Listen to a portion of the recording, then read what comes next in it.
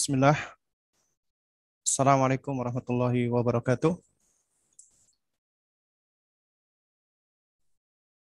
Sebelum kita mulai, apa suara saya bisa didengar dengan jelas?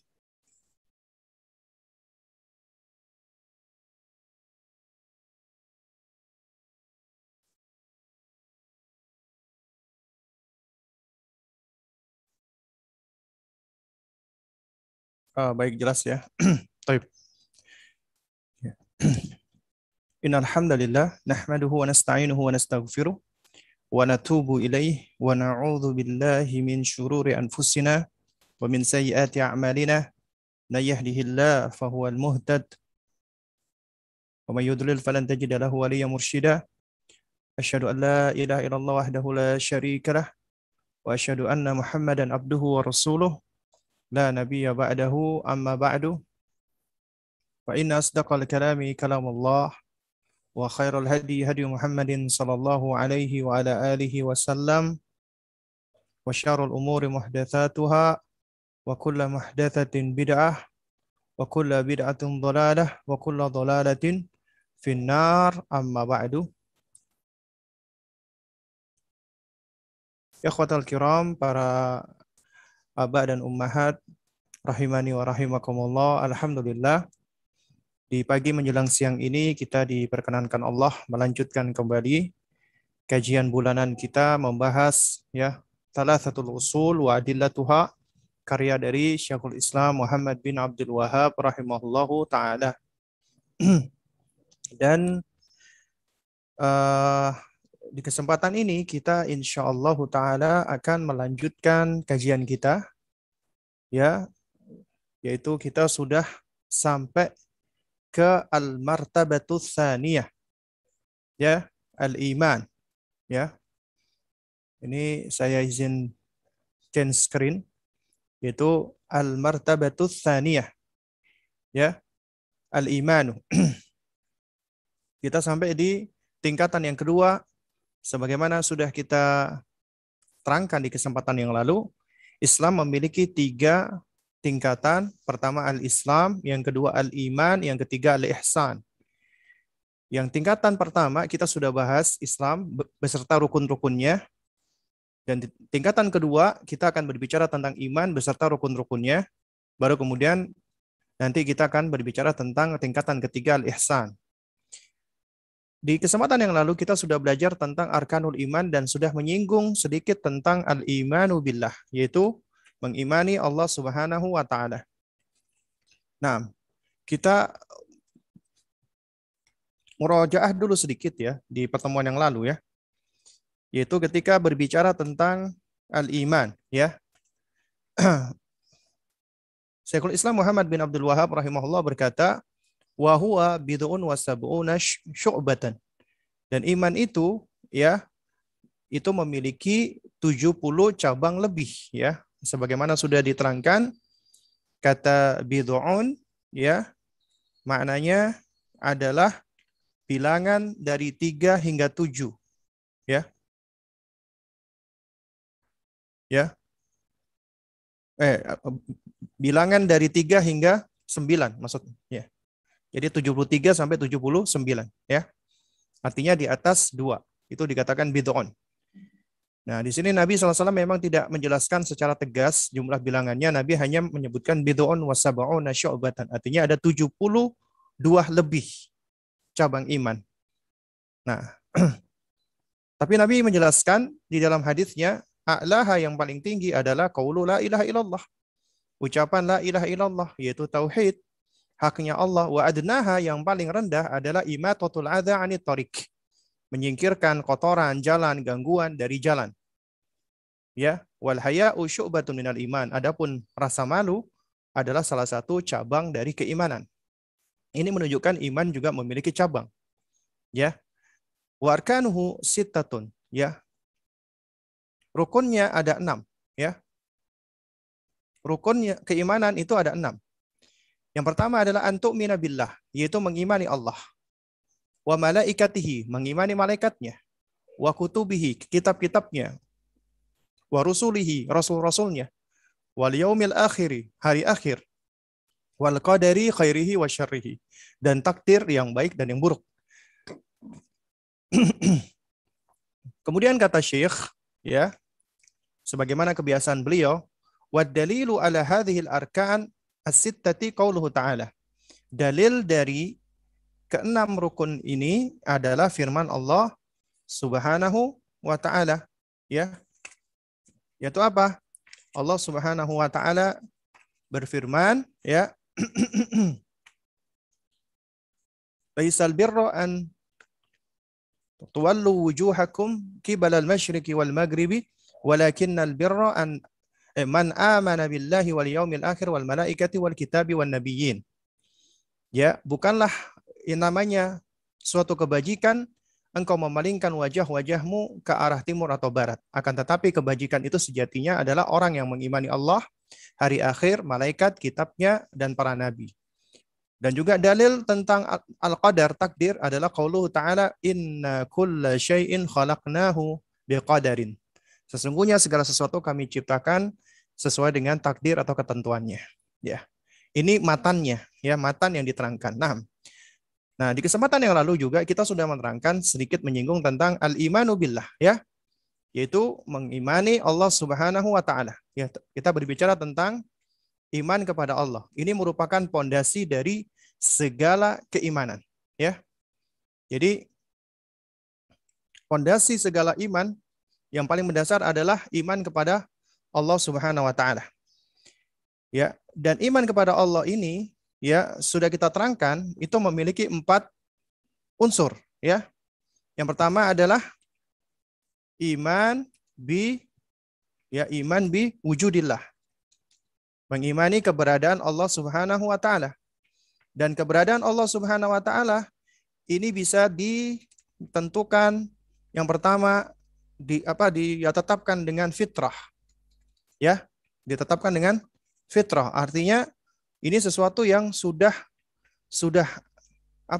majbulah, tertanam di dalam diri manusia, ya, bahkan makhluk, bahwasanya mereka adalah sejatinya makhluk yang diciptakan dan mereka memiliki pencipta, ya. Lalu yang kedua adalah melalui akal, ya. Jadi menetapkan Allah melalui akal, khususnya akal sehat, ya. Lalu kemudian yang ketiga melalui dalil-dalil syar'i, yaitu dari kitab-kitab suci, ya. Dan ini tentunya banyak. Lalu yang keempat adalah melalui, ya, dalil hissi, ya. Dalil hissi, hissi artinya indrawi, ya. Indrawi yang bisa diindra, ya. Nah, yang menunjukkan akan keberadaan Allah Subhanahu wa ta'ala, ya, dalil-dalil hissi. Nah, di antaranya adalah apa? Tentang adanya mukjizatnya para nabi, ya, di zamannya dahulu ketika Nabi Musa alaihissalam melemparkan tongkatnya menjadi ular atau menghentakkan tongkatnya hingga laut pun terbelah, ya kan? Terus kemudian juga mukjizatnya Nabi Isa alaihissalam yang dapat menghidupkan orang mati. Lalu kemudian juga mukjizatnya Nabi kita ketika orang-orang kafir Quraisy minta bukti kenabian, maka Rasulullah menunjuk bulan hingga bulan pun terbelah menjadi 2 dan tandanya masih ada sampai saat ini, ya. Nah, ini diantara dalil-dalil hissi, ya, dalil-dalil indrawi. Nah, diantara dalil hissi yang paling kelihatan juga saat ini adalah Al-Quran, karena Al-Quran adalah sesuatu yang hissi, merupakan bukti dan mukjizat yang abadi. Lalu kemudian iman, ya, bi rububiyatillah, ya. Rububiyatillah. Nah, mengimani rububiyah Allah Subhanahu wa ta'ala. Ya, mengimani rububiyah Allah Subhanahu wa ta'ala. Nah, iman kepada rububiyah Allah ini itu sebenarnya terangkum kepada 3 hal, ya, yaitu kita mengimani rububiyah berarti kita menetapkan Allah Subhanahu wa ta'ala tunggal di dalam hal pertama fil khalqi, di dalam penciptaan. Artinya hanya Allah Subhanahu wa ta'ala semata yang menciptakan. Artinya Allah adalah satu-satunya khalik, satu-satunya pencipta, ya. Jadi ketika kita menyebut Allah sebagai Rabb kita menunggalkan Allah di dalam rububiyahnya, berarti kita menetapkan Allah Subhanahu wa ta'ala sebagai pencipta kita. Yang kedua adalah fil mulki. au fil milki, ya. Makanya Allah Subhanahu wa taala adalah Malik atau Malik, ya. Jadi bisa dibaca mimnya panjang pendek. Dikatakan fil mulki berarti Allah adalah penguasa, raja. Dikatakan fil milki berarti Allah adalah Malik, artinya pemilik, ya. Allah adalah yang menguasai dan yang memiliki. Ini kata Syekh Utsaimin makna yang saling menguatkan. Kenapa? Karena betapa banyak manusia atau makhluk punya kekuasaan tapi belum tentu memiliki kekuasaannya. Demikian pula ada orang-orang atau makhluk yang memiliki sesuatu tapi belum tentu dia berkuasa atasnya. Misal contoh, yang menjadi pemimpin atau penguasa di negeri ini adalah presiden, tapi bukan artinya semua yang ada di Indonesia adalah miliknya Pak Presiden. Demikian pula misalnya di situ ada orang yang memiliki tanah yang luas, tapi tetap dia seringkali tidak memiliki kekuasaan atas tanahnya. Dia harus tunduk dengan aturan-aturan yang ada. Adapun Allah, Allah pencipta, Allah memiliki, Allah menguasai secara mutlak. Ya. Baru kemudian yang ketiga adalah fit tadbir, ya, fit tadbir. Nah, fit tadbir artinya di dalam pengaturan, artinya Allah mudabbir. Allah mengatur semuanya. Kalau kita mengatakan mudabbir, pengatur, berarti Allah mengatur semua halnya, ya. Mulai dari hidup mati, ajal, mulai dari rezeki, ya, dan yang lain-lainnya. Nah, lalu kemudian setelah itu adalah ya iman bi uluhiyatillah, ya, bi uluhiyatillah. Mengimani ya sifat uluhiyah Allah. Artinya Allah lah satu-satunya yang berhak untuk dijadikan ilah, dijadikan sebagai sesembahan. Sebagaimana surat Al-Baqarah Allah mengatakan wa ilahukum ilahun wahidun la ilaha illa huwa ar-rahmanur rahim. Dan dialah Allah, ya, sesembahanmu yang satu, yang tidak ada sesembahan yang hak kecuali Dia, dialah yang Maha Rahman, Maha Rahim. Ya. Nah, ini menunjukkan bahwasanya apa? Ini ya dalil ya, Quran surat Al-Baqarah ya. Surat Al-Baqarah tadi ayat berapa tadi sebentar? Surat Al-Baqarah ya, ayat ke-163 ya. Allah mengatakan wa ilahukum ilahun wahidun. Dan sesembahanmu itu adalah sesembahan yang satu, tidak ada sesembahan yang hak kecuali Dia, dialah yang Ar-Rahman, dialah yang Ar-Rahim. Ya. Ini menunjukkan bahwasanya ilah itu satu, ya. Sesembahan itu wahid, satu. Ya. Tidak berbilang, ya. Tidak banyak. Jadi hanya satu, ya. Ini menunjukkan tentang tunggalnya Allah Subhanahu wa taala. Nah, lalu kemudian juga ya ilah yang satu itulah yang hak, ya. Jadi adapun selain ilah yang satu itu maka batil, ya. Dalilnya apa? Surat Ali Imran ayat ke-18. Kita lihat di sini Quran surat Ali Imran ya, ayat ke-18. Apa kata Allah Subhanahu wa taala? Allah mengatakan syahidallahu annahu la ilaha illa huwa. Ya. Syahidallahu annahu la ilaha illa huwa wal malaikatu wa ulul ilmi qa'iman bil qisti la ilaha illa huwa al azizul hakim. Ya. Allah Subhanahu wa taala menerangkan bahwasanya ya tidak ada hak, tidak ada sesembahan yang benar kecuali Dia.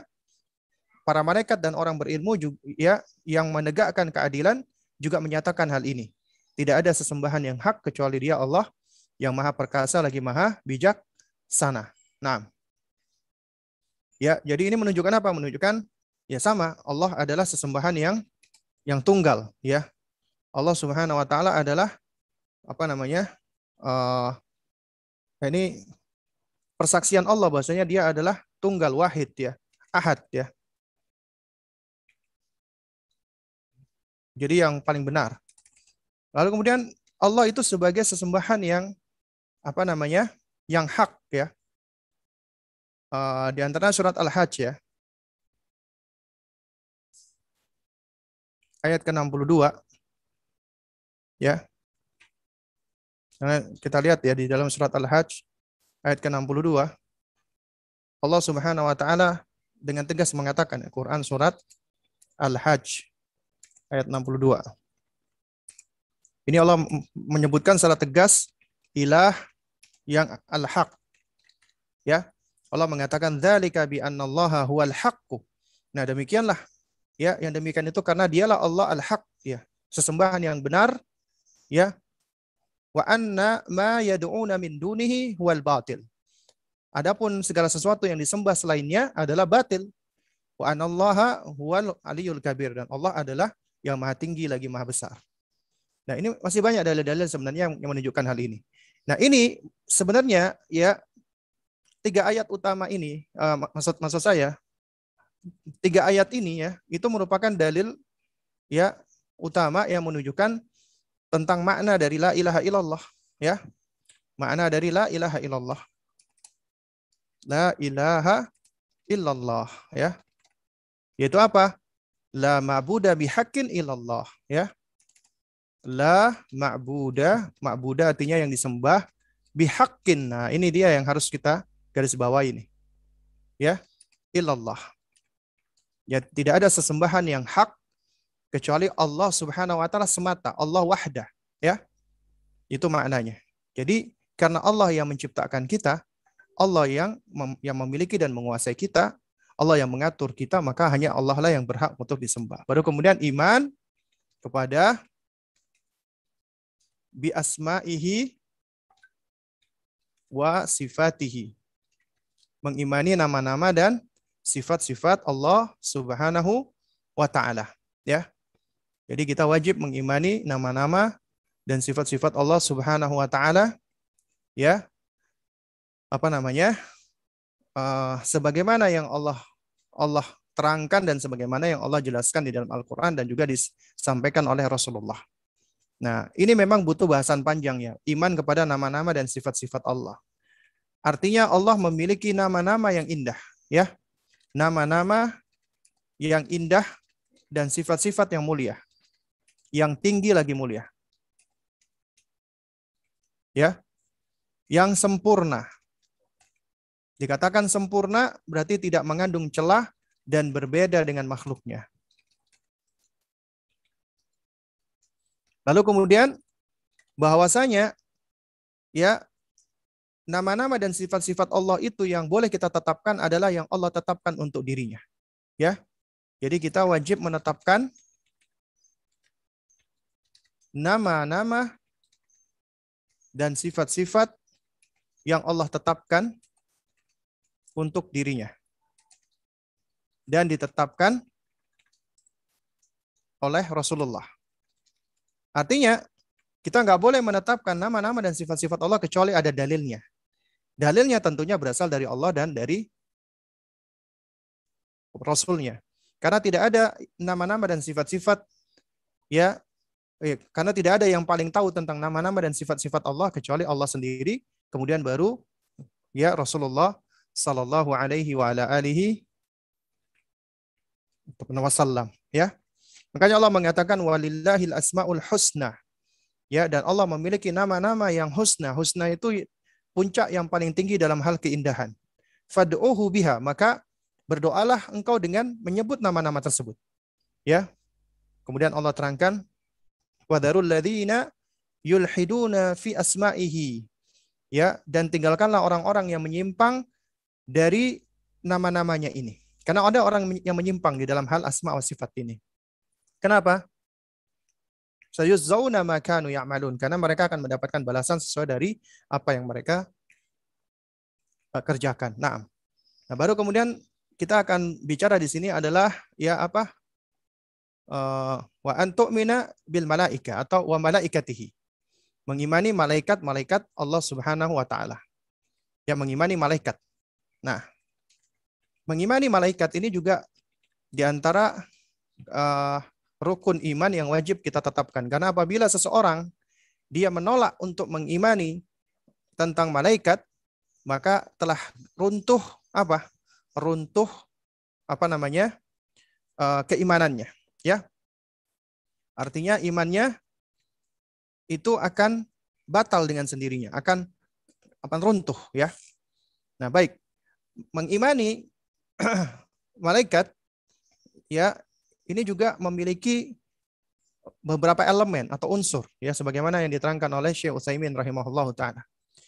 Yaitu mengimani Allah Subhanahu wa taala, mengimani malaikat maksud saya, ya itu mengandung 4 unsur, ya, 4 unsur. Apa itu? Yang pertama adalah ya mengimani atau ya iman, ya apa namanya? Mengimani.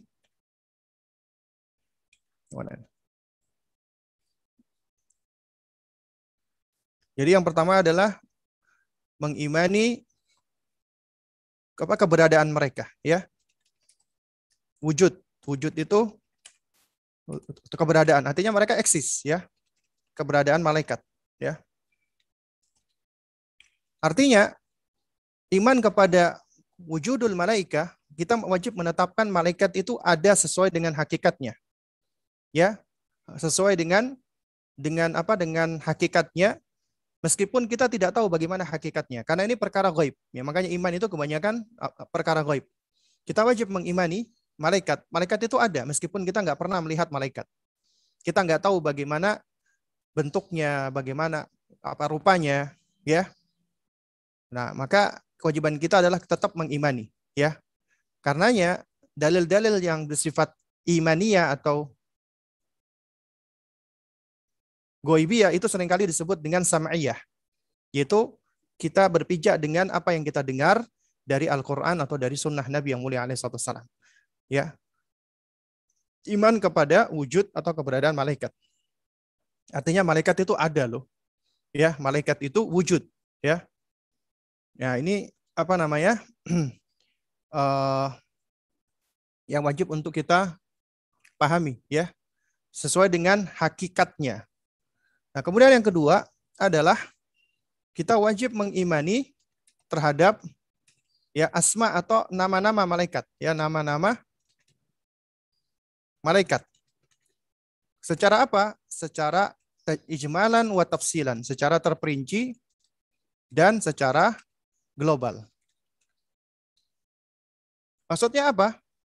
Maksudnya mengimani nama-nama malaikat secara terperinci dan secara global adalah ya kita wajib mengimani ya nama-nama malaikat yang Allah sebutkan di dalam Al-Qur'an atau disebutkan oleh Rasulullah, ya, nama-namanya secara terperinci. Ya, dan juga apa yang disebutkan oleh Allah dan Rasulnya malaikat secara global meskipun tidak disebutkan nama-namanya secara terperinci. Ya. Jadi kalau global kita tetap membenarkan meskipun kita tidak tahu nama malaikat tersebut, ya. Itu secara global. Dan secara terperinci adalah apa yang disebutkan secara tafsil, secara terperinci, secara spesifik, maka kita wajib untuk menetapkan. Kenapa demikian? Karena malaikat itu jumlahnya tidak terbatas. Nggak ada yang tahu jumlah malaikat kecuali Allah. Allah mengatakan wa ma ya'lamu junuda rabbika illahu.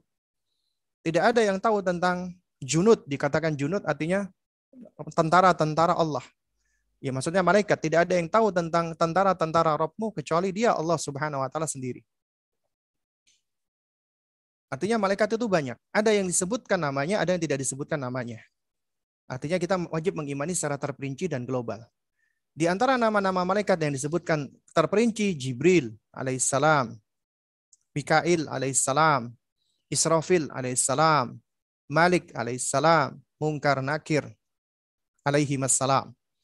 Yaitu di antara nama-nama yang disebutkan secara terperinci. Nah, dari sini kita juga wajib untuk berhati-hati dari nama-nama malaikat yang tidak ada dalilnya. Nggak ada dalilnya yang sahih. Ya, meskipun itu diambil dari keyakinannya ahli kitab. Ya. Jadi ada nama-nama yang disandarkan sebagai nama malaikat. Ya. Seperti contoh misalnya nama malaikat Israel. Ya, itu nggak ada dalilnya, ya. Malaikat pencabut nyawa adalah Israel. Ya, itu adalah nama yang tidak ada dalil yang sahih. Ya, dalilnya adalah dalil yang lemah. Atau misalnya malaikat pencatat. Raqib Atid. Raqib Atid bukan nama malaikat. Ya. Allah menyebutkan memang di dalam Al-Qur'an ya dengan sebutan ini Raqib Atid artinya malaikat yang dekat dan yang mencatat.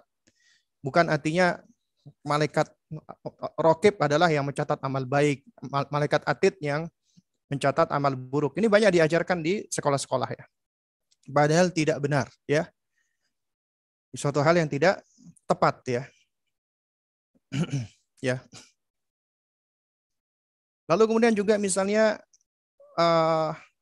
ada lagi ya keyakinan-keyakinan dari ahli kitab ya yang menyebutkan ada malaikat-malaikat yang berubah jadi jahat ya, atau yang bersekutu dengan iblis ya, dengan memberikan nama-nama. Itu semua adalah ya penyimpangan-penyimpangan yang tidak boleh seorang muslim ya turut membenarkannya, karena bisa merusak imannya, bahkan bisa kafir ya, karena hal-hal seperti itu. Nah, lalu kemudian ya yang ketiga adalah iman terhadap apa?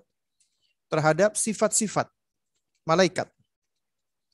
Ya, sifat-sifat malaikat. Artinya malaikat itu punya sifat-sifat. Ya. Malaikat itu memiliki ya sifat-sifat yang juga sama secara terperinci dan secara global ya. Kita wajib mengimani sifat-sifat malaikat secara global dan secara terperinci ya. Artinya ketika kita menetapkan sifat harus ada dalilnya. Karena malaikat itu disifatkan dengan yang maha, yang kuat, yang perkasa, tidak kenal lelah, selalu beribadah kepada Allah, tidak bosan-bosannya, selalu melaksanakan tugas dan perintah Allah. Malaikat diciptakan dari cahaya. Kemudian juga datang riwayat-riwayat dari Nabi, misalnya Jibril alaihissalam yang memiliki 600 sayap dan satu sayapnya itu sudah menutupi ufuk ya. Kemudian juga di dalam riwayat hadis malaikat itu bisa merubah bentuknya dan menyerupakan diri menjadi manusia seperti di dalam hadis Jibril. Kemudian juga sifat malaikat ya tidak punya hawa nafsu ya, juga tidak seperti manusia yang punya keinginan makan, minum, lapar, sakit ya, ingin menikah dan seterusnya. Makanya malaikat tidak disifati dengan gender laki-laki atau wanita. Nah, meski demikian juga malaikat itu bisa membenci, bisa menyenangi, bisa mendoakan karena mereka makhluk. Mereka akan membenci apa yang dibenci oleh Allah atau dibenci oleh syariat. Mereka akan menyenangi atau mencintai apa yang dicintai oleh Allah.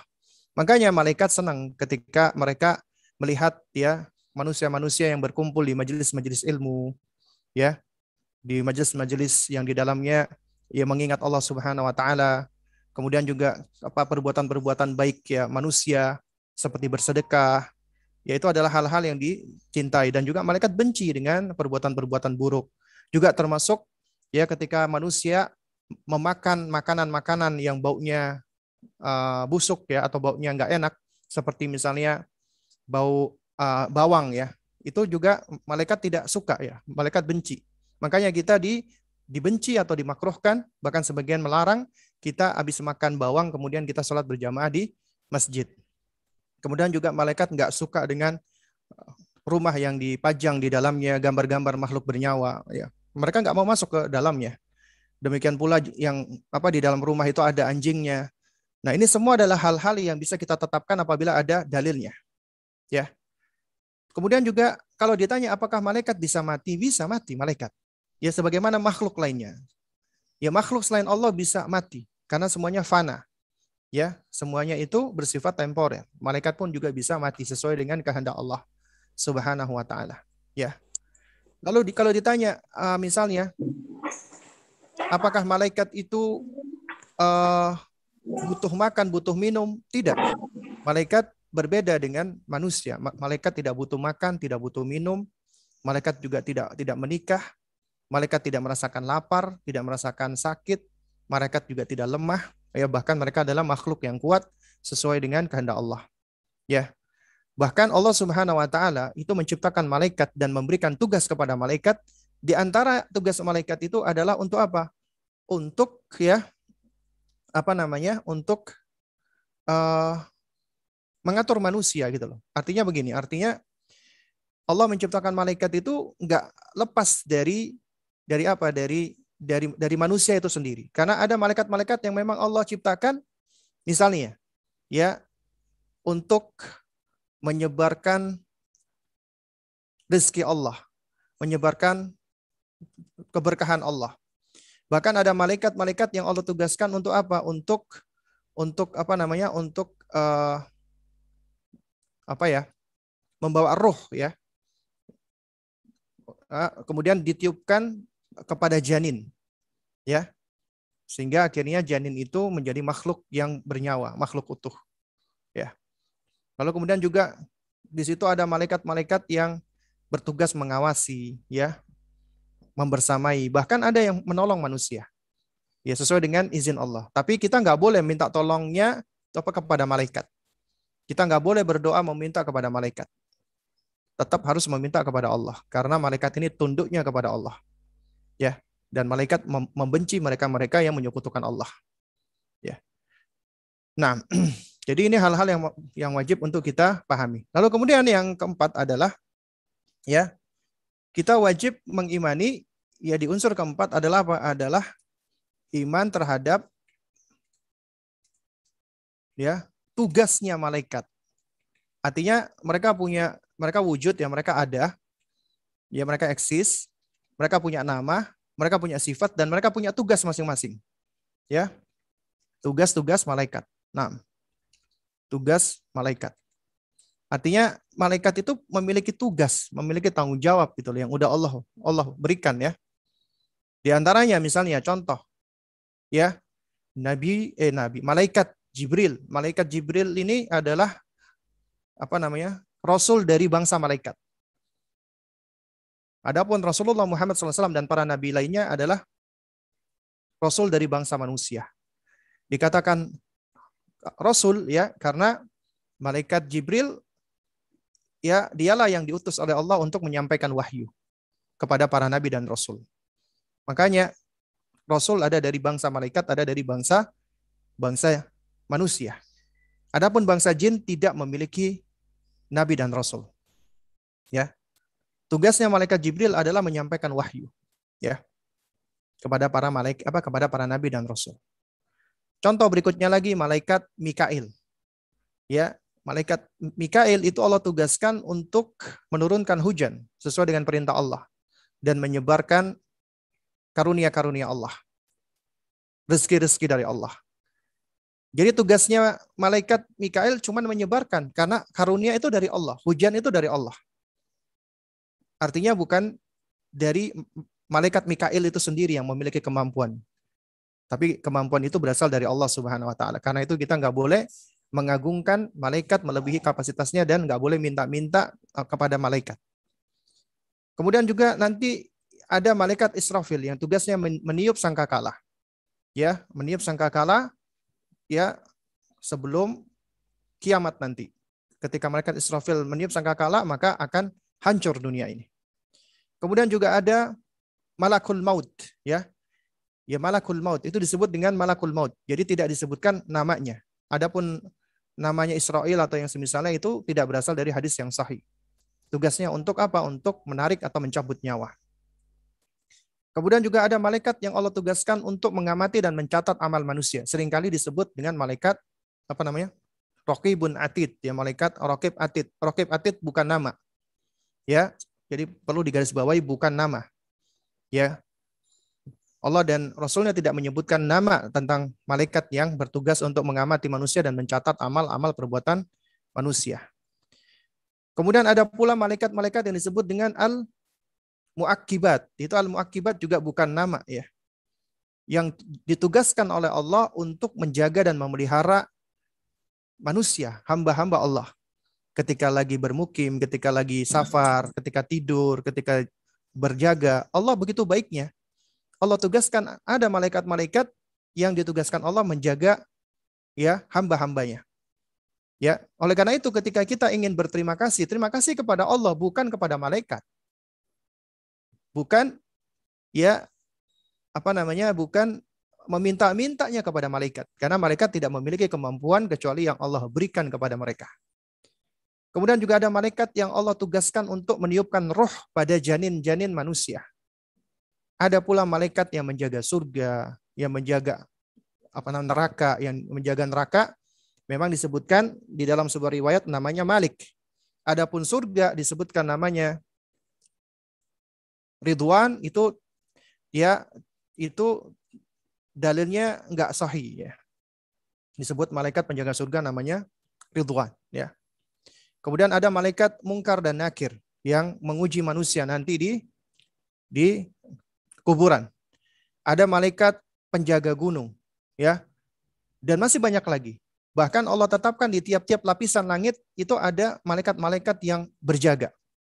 Ya, di tiap lapisan langit. Dan langit kita itu memiliki 7 lapisan sebagaimana ya datang dari dalil-dalil Al-Quran dan sunnah Nabi yang mulia alaihi wassalam.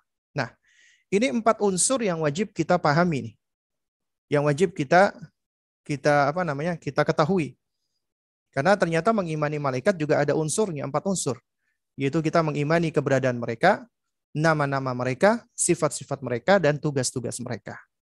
Tapi semua ini nggak boleh lepas dari dalil. Kenapa? Karena malaikat adalah makhluk gaib yang nggak bisa kita indra. Sehingga untuk menetapkan atau berbicara tentang malaikat haruslah dengan dalil. Ya, haruslah dengan dalil. Ya. Nah, terus kemudian ya jamaah sekalian muliakan Allah ya. Kita harus waspada ketika kita berbicara tentang perkara gaib. Artinya jangan pernah sekali-kali kita bicara tentang malaikat tanpa ilmu atau perkara-perkara gaib tanpa ilmu. Artinya kita mengarang-arang sendiri atau kita bicara dengan khayalan kita sendiri, kita bicara dengan fantasi kita sendiri. Berarti kita sudah menetapkan hal-hal yang sifatnya takhayyul atau khurafat. Dan kita nggak boleh membangun keyakinan, iman, dan akidah dengan hal-hal seperti ini. Dan banyak ya ajaran-ajaran dari sebagian nenek moyang manusia yang menetapkan perkara-perkara gaib dengan apa? Dengan fantasi, imajinasi, khayalan, ya, dan yang semisalnya. Makanya keyakinan-keyakinan yang seperti ini disebut dengan keyakinan takhayyul atau khurafat. Ya, keyakinan yang berangkat dari imajinasi, fantasi, dan mengada-ada. Ya. Jadi perkara-perkara gaib yang nggak bisa kita indra, kita nggak boleh menetapkan kecuali dengan dalil. Ada dalilnya. Misalnya contoh, ya orang ketika meninggal dunia, ya arwahnya bakal bergentayangan apabila urusannya masih belum selesai. Arwah atau roh nggak ada yang tahu. Makanya Allah Subhanahu Wa Taala sendiri pun juga berfirman kepada Nabi kita, Yas'alunaka anir ruh. Ya wahai Muhammad, mereka bertanya kepadamu tentang apa? Tentang ruh, ya. Tentang apa namanya? Ruh. Ya, karena memang ruh ini ya menjadi bahasan manusia ya. Padahal manusia nggak mampu menjangkaunya. Ya. Manusia tidak mampu menjangkau tentang apa ruh ini ya. Makanya ketika Allah katakan dalam surat Al-Isra, Yas'alunaka anir ruh, kemudian Allah katakan, Kul, katakanlah wahai Muhammad, ar-ruhu min amri rabbi wa ma utitum minal ilmi illa qalilah. Ucapkanlah wahai Muhammad, roh itu termasuk urusan Tuhanku. Sementara kamu tidak diberikan pengetahuan tentangnya kecuali hanya sedikit sekali. Ya. Jadi kita nggak punya pengetahuan tentang roh kecuali yang Allah ajarkan, dan itu hanya sedikit. Karena yang nggak boleh orang-orang itu berbicara tentang ruh, arwah bergentayangan. Ada orang-orang yang ngaku ketemu apa rohnya fulan yang sudah meninggal. Ya, itu semua adalah dusta. Atau itu semua adalah permainan dari syaitan, dari jenis jin. Yang ngaku-ngaku atau menyerupai ruh. Katanya dia ngaku sebagai ruhnya orang yang telah meninggal dunia. Karena orang meninggal dunia itu sudah berbeda alam dengan kita. Mereka berada di alam barzakh. Dikatakan barzakh berarti itu ada batasan. Ya, yang sudah tidak sama lagi dengan kita yang berada di dunia. Ya. Karena itu nggak boleh seseorang mengada-ada mengatakan di hari ke-40 arwah itu akan kembali ke rumah-rumah kita kalau kita nggak mendoakan mereka atau membuat acara-acara di hari ke-100 di hari ke-1000. Ya, ataupun juga ada di antara mereka yang terlalu mengagungkan arwah atau ruh. Dan jamaah sekalian, kalau kita perhatikan ya, orang-orang Korea, orang-orang Jepang, dan sebagian Asia, ya mereka yang tidak begitu mengenal Tuhan ya, Dan mereka orang-orang yang mungkin terpengaruh dengan paham komunis, sosialis, atau juga paham ateis ya, itu sejatinya ya sebenarnya nggak ada orang yang ateis murni, itu nggak ada. Ya, kenapa? Karena itu menyelisihi ya kodratnya dan fitrahnya. Biasanya orang-orang ateis itu malah lucu, ya. Mereka kadang-kadang juga sadar nggak sadar menetapkan dan mempercayai hal-hal yang apa namanya yang bersifat uh, mistis ataupun supra natural. Banyak orang-orang Korea mereka tidak mempercayai Tuhan, tapi mereka mempercayai tentang kayak misalnya angka-angka sial, kemudian juga tentang apa namanya tentang uh, apa ya leluhur-leluhur mereka yang punya pengaruh ya. Sebenarnya di beberapa negara kayak negara Asia ya, Jepang, Korea, anak-anaknya itu dididik begitu memuliakan orang tuanya. Ya begitu memuliakan orang tuanya sampai-sampai seakan-akan orang tua itu ditempatkan seperti Tuhan. Nah, anehnya sebagai negeri kaum muslimin itu mengambil pola-pola seperti ini di dalam apa namanya pengasuhan. Islam sangat memuliakan orang tua, tapi tidak berlebihan seperti mereka orang-orang kafir ini. Ya, orang-orang yang begitu mengagungkan orang tuanya. Makanya jangan heran ya, anak-anak yang ada di Korea atau di Jepang ya, ketika orang tuanya meninggal, mereka kadang-kadang ya meminta tolong kepada orang tuanya ya. Mereka berdoa dalam tanda kutip ya kepada orang tuanya. Ya. Karena apa? Karena mereka menuhankan orang tuanya. Ini konsepnya ya orang-orang itu orang-orang uh, apa namanya orang-orang yang terpengaruh dengan ateisme dan komunisme dan yang semisalnya. Ya. Nah, sementara di sisi lain juga banyak ya mereka-mereka yang butuh uh, kepuasan spiritual, ya kepuasan spiritual. Mereka mencari yang namanya ketenangan, ketentraman dengan cara-cara yang mereka cari-cari, dengan cara bersemedi atau dengan cara senam yoga atau dengan cara yang semisal itulah ya, dalam rangka mencari ketenangan. Tapi ketenangan yang mereka peroleh itu adalah ketenangan semu. Mereka sebenarnya haus apa? Karena jiwa mereka meronta-ronta gitu loh. Haus dengan apa? Dengan cahaya dari Allah Subhanahu wa taala, dari apa Rabb-nya, dan hati tidak akan mendapatkan cahaya kecuali apabila ya mereka mau mencari dan membuka diri dari cahaya Al-Quran dan dari sunnah Nabi yang mulia alaihissalam. Ya. Dan banyak yang haus. Akhirnya mereka berusaha mencari-cari dengan cara itu tadi. Ya. Mereka menciptakan patung, kemudian mereka sembah sendiri. Sesuatu yang mereka buat dengan tangannya mereka agungkan. Karena apa? Karena sejatinya nggak lepas dari konsep mereka itu sulitnya untuk mengimani sesuatu yang gaib. Nah, sementara mereka menetapkan perkara gaib, ya mungkin dengan taklid atau dengan mengada-ada, akhirnya agar mereka merasa supaya bisa lebih konkret, mereka buat patung-patungnya sebagai simbol. Kemudian mereka berdoa kepadanya, meminta kepadanya. Makanya kalau kita tanya kepada mereka orang-orang yang menyembah patung-patung, ya sebenarnya mereka akan mengatakan, ya itu cuma sebagai simbol saja patung itu. Jadi mereka sebenarnya hanya mensimbolisasi dewa-dewa mereka, Tuhan-Tuhan mereka.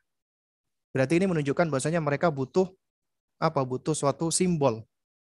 Ya. Butuh suatu hal yang konkret yang bisa mereka jadikan sebagai Tuhan. Kenapa? Karena ternyata itu tadi iman mereka itu tumbuhnya berada di atas kerusakan. Kerusakan fitrah. Dan ini penyebab paling utamanya adalah orang tuanya setelah syaitan. Ya. Karena itu tugas kita sebagai orang tua mendidik anak-anak kita konsep keimanan dari semenjak mereka masih kecil. termasuk iman kepada malaikat. Agar akal-akal kita, akal-akal anak kita itu tumbuh tunduk kepada Al-Quran dan Sunnah. Karena akal manusia itu nggak mampu menjangkau segalanya. Nggak bisa menjangkau perkara-perkara gaib. Perkara gaib itu adalah suatu hal yang harus ditetapkan dengan iman. Iman ini nggak ditetapkan dengan taklid, ikut-ikutan, enggak. Iman ini nggak ditetapkan dengan berfantasi, berimajinasi. Enggak. Iman ini juga tidak ditentukan hanya dengan akal-akal yang tidak mampu menjangkau segalanya. Tapi iman ini ditentukan dengan ittiba, mengikuti dalil, hujjah, burhan, ayat dari Al-Quran dan juga dari sunnah Nabi yang mulia alaihissalam. Maka itulah yang akan membentuk dan menguatkan keimanan. Karenanya iman itu nggak bisa tegak kecuali dengan ilmu. Ya, ilmu. Dan ilmu itu adalah dari Allah yang sahih Al-Quran dan Sunnah. Ya.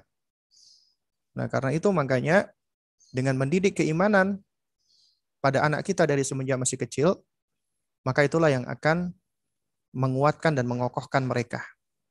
Karena iman itu pondasinya. Kenapa demikian? Ya. Karena ya jemaah sekalian yang dimuliakan Allah Subhanahu wa taala, ya. Kenapa sih? Apa namanya? Kita perlu untuk mengajarkan masalah keimanan, termasuk iman kepada malaikat itu, apa namanya, kepada anak-anak kita dari semenjak dininya. Karena yang pertama, ketika kita hendak mendidik anak-anak kita, maka didik dari semenjak dini, perkara yang paling fundamental itu perkara iman. Ya, di antaranya Allah Subhanahu wa taala, itu yang paling utama. Kita kenalkan anak kita dengan Allah. Dan ini sebenarnya udah kita bahas. Untuk mengajarkan anak kepada Allah sebenarnya tidak sulit. Kenapa? Karena itu sudah sesuai dengan fitrahnya. Sudah sesuai dengan fitrah anak. Sehingga ketika Anda terangkan kepada mereka asalkan sesuai dengan ilmu, itu akan menyuburkan iman mereka dan itu tidak sulit sebenarnya. Sulit bagi mereka-mereka yang jauh dari Allah, yang enggan belajar, yang enggan mempraktekkan ilmunya, itu akan sulit. Tapi bagi mereka yang belajar dan mempraktekkan ilmunya, Allah berikan taufik. Sehingga mereka Allah mudahkan untuk mengajarkan hal tersebut. Ya. Nah, karena itu makanya mendidik anak dari semenjak dini perkara ghaibiyah, perkara iman yang nggak bisa diindra, itu adalah bagian dari kita membangun pondasi. Pondasi itu harus berangkat dari Al-Quran dan Sunnah. Untuk mengajarkan Al-Quran dan Sunnah, maka ya kita butuh ilmu. Ya. Terus kemudian juga ketika kita ajarkan mereka tentang malaikat, ini menunjukkan betapa besarnya cintanya Allah, perhatiannya Allah, kekuasaan Allah, kekuatan Allah, keagungan Allah, kebesaran Allah, sehingga Allah bisa menciptakan makhluk yang istimewa seperti malaikat. Ya, malaikat yang begitu kuatnya, ternyata Allah lebih kuat lagi. Malaikat yang begitu besarnya, ternyata Allah lebih besar lagi. Malaikat yang begitu memiliki kemampuan dan kekuasaan, tapi Allah lebih mampu dan Allah lebih berkuasa. Malaikat yang bermurah hati, ya, membagi-bagikan karunia Allah. Sejatinya karunia itu datang dari Allah. Malaikat hanyalah ya petugas yang menghantarkan hal tersebut. Sehingga hal ini akan menjadikan anak semakin takjub kepada Allah, semakin cinta kepada Allah. Karenanya pijakannya jangan salah, jangan hanya kita menjelaskan tentang keistimewaan malaikat, tapi tidak kita sandarkan kepada Allah. Akhirnya anak-anak takjubnya hanya kepada malaikat, khawatirnya lupa kepada Allah, malah minta tolongnya kepada malaikat. Ada loh yang seperti ini. Ketika orang tua ngajarkan ada malaikat loh nak yang selalu mengawasi kamu, akhirnya dia malunya kepada malaikat, kadang-kadang minta tolongnya kepada malaikat. Malaikat tolong aku. Ini berbahaya. Sepatutnya pondasi yang paling utamanya adalah al-imanu billah. Ya. Allah yang menciptakan malaikat. Malaikat memang Allah tugaskan untuk mengawasi kamu. Tapi yang mengawasi kamu benar-benar yang secara sempurna bisa mengawasi kamu Allah. Yang bisa menolong kamu Allah, bukan malaikat. Karena itu ajarkan mereka untuk lebih bergantung kepada Allah. Malaikat adalah salah satu kebaikan Allah yang Allah tugaskan ya untuk diantaranya menolong kita. Tapi menolong kita siapa? Allah. Kemudian juga ketika kita menjelaskan tentang malaikat ini juga kita ingin menumbuhkan rasa syukur kita dan anak kita kepada Allah atas kebaikan-kebaikan Allah. Ketika Allah menugaskan malaikat untuk kemaslahatan manusia, ya seperti menjaga manusia, memelihara manusia, merahmati, mendoakan, dan seterusnya. Dan juga ini untuk menginspirasi dan menambah semangat agar semangat beribadah. Karena betapa semangatnya malaikat di dalam beribadah kepada Allah tidak kenal lelah. Ya, jadi ini diharapkan untuk apa? Untuk itu tadi, untuk apa namanya? Menyemangati mereka gitu loh, anak-anak kita. Nah, jadi jamaah sekalian yang dimuliakan Allah Subhanahu wa taala ya. Jadi mengajarkan tentang konsep keimanan kepada anak-anak kita itu suatu hal yang sangat penting sekali. Ya. Nah, ini di bagian yang terakhir ini ya, mungkin ada di antara kita yang bertanya ya, bagaimana cara kita mengajarkan malaikat kepada anak-anak kita sesuai dengan usianya? Nah, kalau kita perhatikan ya, misalnya kita mengikuti klasifikasi yang sudah umum ya dijelaskan oleh para ulama kita, misalnya usia sibyan 0 sampai 2 tahun. Nah, ketika usia seperti ini, maka anak-anak kan belum memiliki pemahaman. Jadi yang kita lakukan adalah tasmi' talqin, tasmi' talqin. Kuncinya adalah ya pusatnya hanya kepada Allah Subhanahu wa taala saja dulu.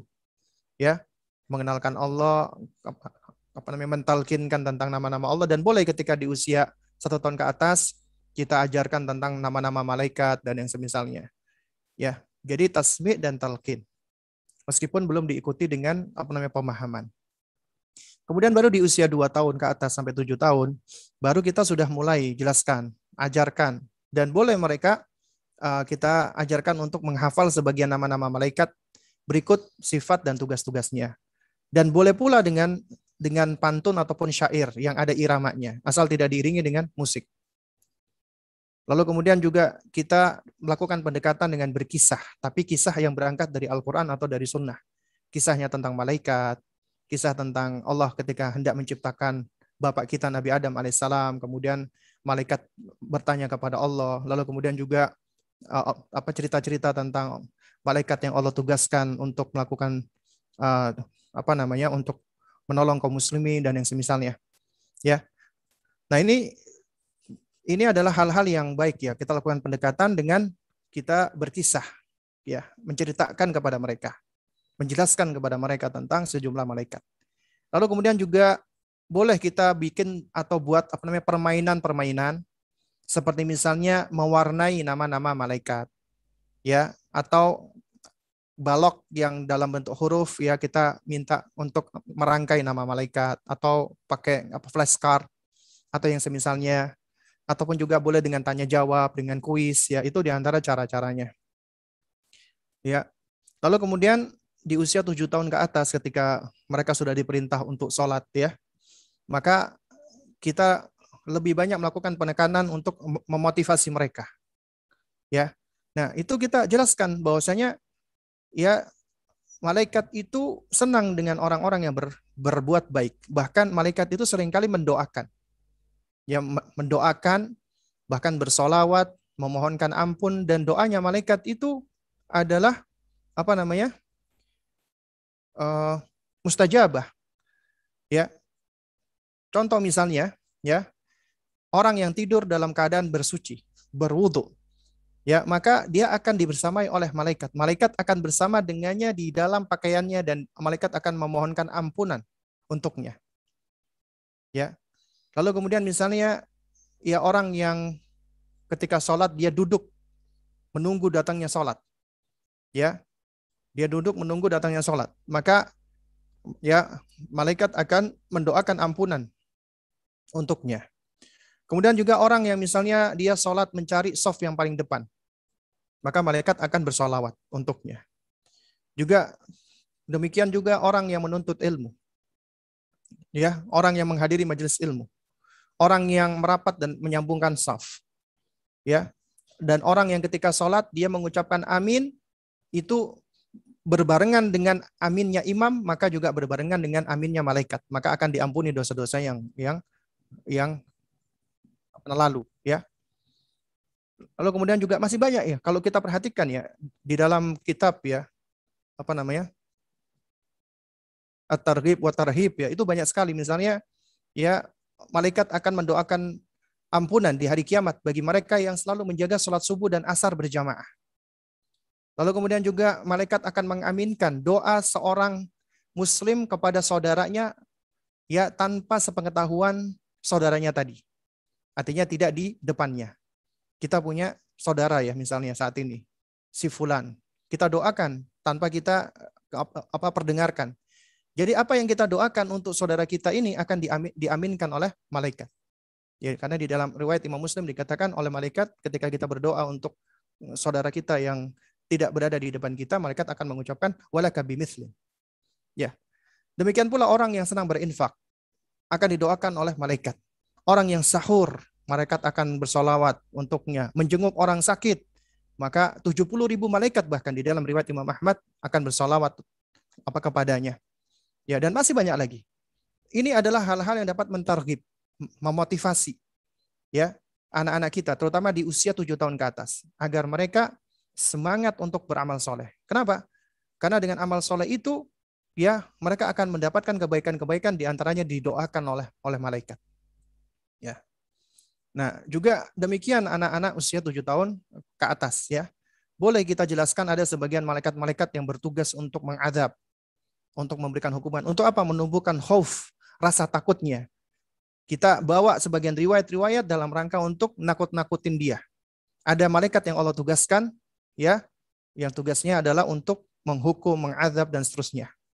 Ya, sesuai dengan keadilan Allah. Nah, jadi intinya adalah jangan sampai kita salah ya. Pertama, jangan bicara tentang malaikat tanpa ilmu. Lalu yang kedua, jangan sampai kita mengajarkan atau kena syubhat, oh malaikat itu cuman simbol kebaikan saja. Malaikat itu cuman cuman contoh-contoh kebaikan. Artinya bukan makhluk yang sebenarnya. Siapa yang meyakini ini, tidak meyakini wujudnya malaikat secara hakiki, dia kafir, ya. Maka dia kafir. Orang yang mengatakan oh malaikat itu cuman simbol kebaikan, setan adalah simbol keburukan, kafir dia. Dan juga nggak boleh berdoa dan meminta-minta kepada malaikat. Itu bisa syirik, musyrik. Nggak boleh pula kita memberikan nama-nama kepada malaikat dengan nama-nama yang tidak ada dalilnya. Israel ataupun yang semisalnya ya. Atau juga kita menyebut malaikat dengan nama-nama yang nggak pas. Contoh misalnya, ada yang mengatakan malaikat itu adalah pembantu Allah. Ini nggak pas juga. Ya, karena Allah tidak perlu dibantu. Allah Maha Kuasa. Allah nggak perlu bantuan makhluk. Ya, tapi malaikat itu adalah apa? Adalah hamba-hamba Allah. Ya, tentara-tentara Allah. Ya, jadi malaikat itu, ya mereka adalah makhluk yang tunduk patuh kepada Allah. Allah tidak perlu dibantu dan nggak perlu bantuan malaikat. Ya, nah ya mudah-mudahan ini yang yang saya sampaikan bisa memberikan manfaat. Mungkin ada waktu yang ingin bertanya, silakan. Yang bisa saya jawab akan saya jawab, yang tidak bisa ya harap maklum ya. Nah,